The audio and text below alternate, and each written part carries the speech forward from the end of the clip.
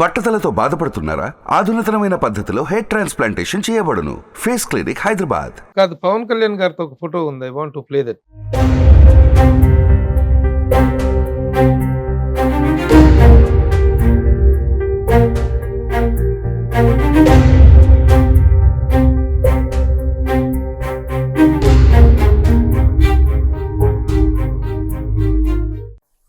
ఈ రోజున సాగర్ గారు ఉమ్మడి కరీంనగర్ జిల్లా నుంచి రామగుండం వాస్తవ్యులు.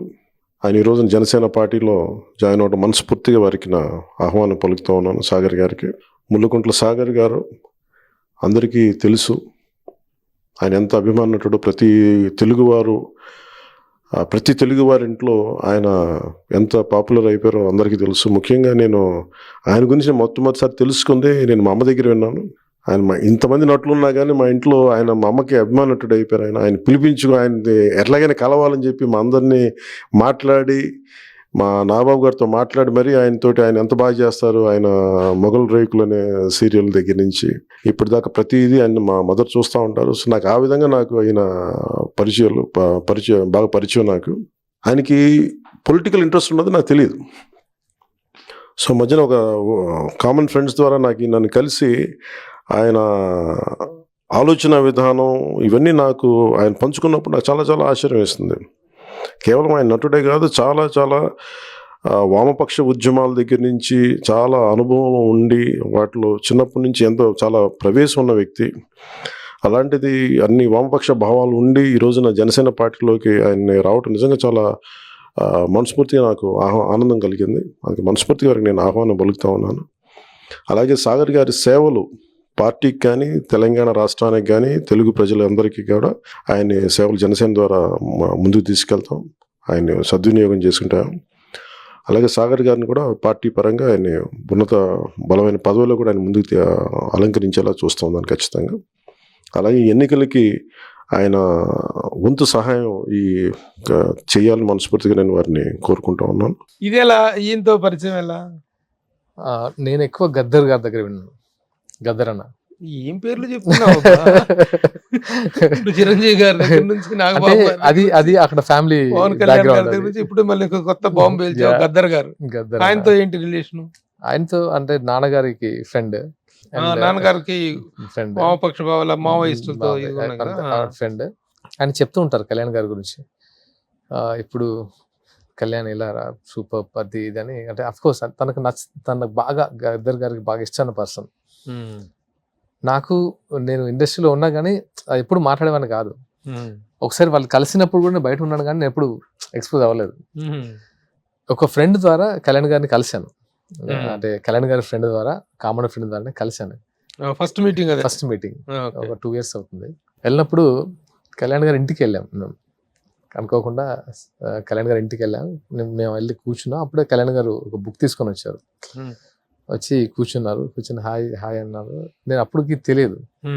నా ఫ్రెండ్ పర్సన్ చేశాడు, ఈ సాగర్ టీవీ స్టార్ అది ఇదని చెప్తుంటే చూశారు. అప్పుడుకి ఇప్పటికి అప్పుడు చాలా బేర్డ్ ఉండదు. మీరు అంటున్నారు కళ్యాణ్ గారు ఏ సీరియల్ అన్నారు, మొగలి రేకులు అంటే మీరా అని టక్మని లేచారు.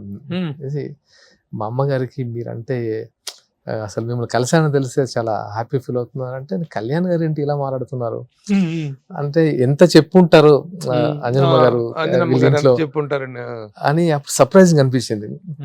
అలా అంజనమ్మ గారు నా గురించి ఈవెన్ ఇంట్లో చాలా షేర్ చేసుకుంటారని అప్పుడు కళ్యాణ్ గారి ద్వారా తెలిసింది. తెలిసిన తర్వాత ఒక్కొక్క స్టెప్ మేము మాట్లాడుకుంటూ గద్దర్ గారి గురించి మాట్లాడడం, ఫ్యామిలీ బ్యాక్గ్రౌండ్ గురించి మాట్లాడడం. ఆయన ఐడియాలజీ నాకు ఇష్టం కళ్యాణ్ గారిది. అంటే ఐడియాలజీ గురించి నేను చెప్పాను, మీ ఐడియాలజీ చాలా ఇష్టం నాకు. అంటే నాకు ఏంటంటే ఆయన నిజంగా చెప్పాలంటే ఆయన ధైర్యం ఇష్టం. అంటే అవుట్ రైట్ అంటే మీరు గమనించే ఉంటారు, ఆయన ఆల్మోస్ట్ 10 to 15 years నుంచి ఏ రకంగా ఫైట్ చేస్తున్నారు అవే సోలోగా.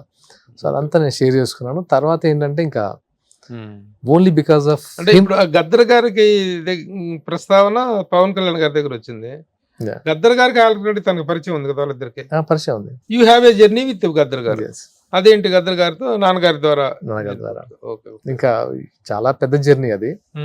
సో తను చనిపోయినప్పుడు కూడా మేము అక్కడే ఉన్నాం ఎల్బీ స్టేడియంలో. నేను ఫస్ట్ మా టీమే ఉన్నారు.